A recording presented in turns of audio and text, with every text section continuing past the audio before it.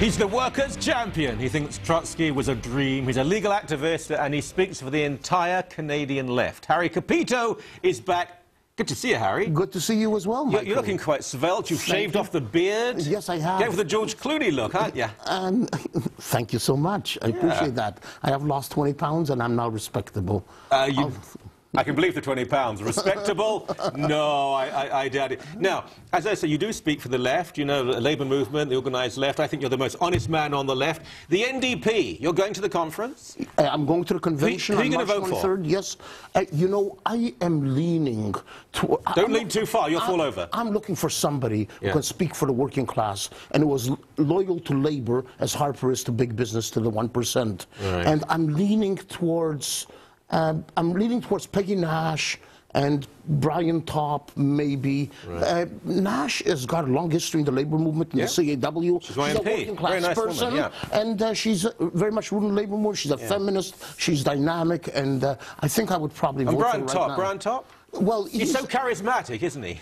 You know, Brian is also rooted in the Labour movement, and he's a person who represents the traditional orientation of the NDP, but he's rooted also in the Labour movement. For me, what's important is that the NDP not be ashamed of being a Labour Party. The working class right now is under massive assault. As you know, the CAW is getting, you know what, kicked out of it. And Harry, I was coming in today, the police, riot police, were rounding up working people. They were just rounding them up, taking them off in cars. You never see them again.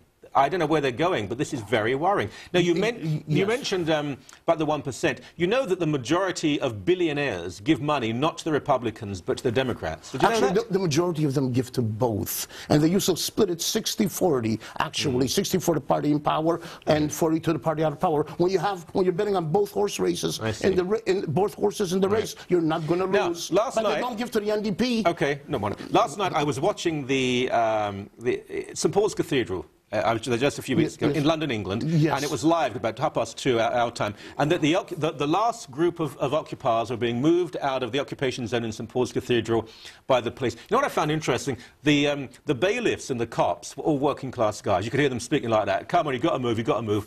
All the occupiers spoke like that. They were all upper middle class. What's gone wrong with the class struggle, Harry? What's gone wrong with the class struggle is that the political leadership of the working class is not as loyal and as fighting for the working class as the political leaders of the bourgeoisie are to big business. But why is it that the people actually enforcing the law are working class people, the people who take down all the occupation staff and the police, but the people who are occupying tend to be middle class and have money? People have jobs, and people are doing jobs. Sometimes they're doing jobs that they don't want to do. They don't do jobs that they can only occupy if they don't have jobs. These workers are not volunteering to get rid of the people in London Occupy at St. Paul's Cathedral. These people would get fired if they didn't carry out their duty. That's the way it works, you know. Right, so it's not.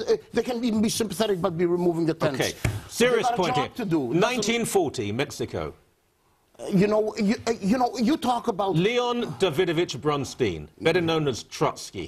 Didn't he steal his guard's shoes, and his guard's name was Trotsky? He gets an ice pick, bang, through the back of his head. You know, good or bad thing? Why is it that you're preoccupied with trying to marginalize my views? I'm not. I bring you on to mainstream TV. I'm proud of Trotskyism, but I believe that you can build a mass labor movement, you can be relevant, and you can be a radical at the same time, and a socialist. I agree. And but Harry, Trotsky is now a major historical figure. I know. People identify with him. They made a movie about him just a couple of years ago in Quebec. Then it must be true. I know, it was Brad Pitt was starred. Now, but you would agree with me, because the Soviet Councils of Justice concluded this in the 1930s, 1940s. Trotsky, Bukharin, Zinoviev, Kamenev, they put glass and nails in the people's butter. How can you follow Trotsky, a man who tried to cut the mouths of the working people? You know, you want to talk about... But they said it was true. Did they not? Did the Soviet Council of Workers say this is true? Zinoviev and Kamenev were assassinated in the Kirov trials by Stalin. Socialism is democratic. Why did your man put glass and nails in the people's butter? Where did you get that from? You know, what cartoon have you been watching? No, the Soviet Council concluded this. Why is it that Michael Coren, who was born a working-class Jew in East London, has abandoned his Jewishness and has abandoned his commitment given to his own class. Because I'm a class traitor. You 1%, you represent the 1%, the Harry, NDP, the can Labour Can I be serious, Harry? Yeah. My dad drove a cab, long hours, yes. because he wanted, you know why? Because he was a decent man who thought you work hard for a living and you do okay. And that was his life. He worked hard, he was treated well, he had a nice, semi-detached house, wasn't a huge house. He had a decent life. He didn't withdraw his labour, he didn't protest, he didn't demonstrate, he didn't use drugs, he didn't scream and shout. He worked hard and he had a good life and a good family. And right now, if you work That's hard... capitalism for you. And right now, you want to talk about capitalism, right now you work hard and you end up without a job after 20 years. So why do the people of Oshawa, the heartland of General Motors, vote year after year after year for a Conservative MP? People change. Look, when people used to vote year after year after year for capitalist parties in Quebec. Then they voted for the NDP. Things change. Everything changes except you, Michael. You will always be a spokesman for the 1%, and you will also always be a betrayer of the working class. Workers are entitled to live well. You used to work hard. You used to be able to live well. You just spat on the table, Harry. Can you? Because otherwise, a working class person will have to mop that up. And I'll tell you what. I would take great pleasure in spitting into the eyes of the bourgeoisie and the political representatives. Sounds a bit unsavory, spitting into the eyes of people. It's a figure of speech. Is it? The reality is... And it wasn't there, it was pretty literal, wasn't it? The workers are getting murdered. The workers are getting... Workers are getting murdered. All over Canada. Economically and politically by a class system that represents corporations. On that bombshell that throughout Canada workers are being murdered, Comrade Harry Kopyto, thank you very much. Thank you very much, Harry. Could we do that? Yeah!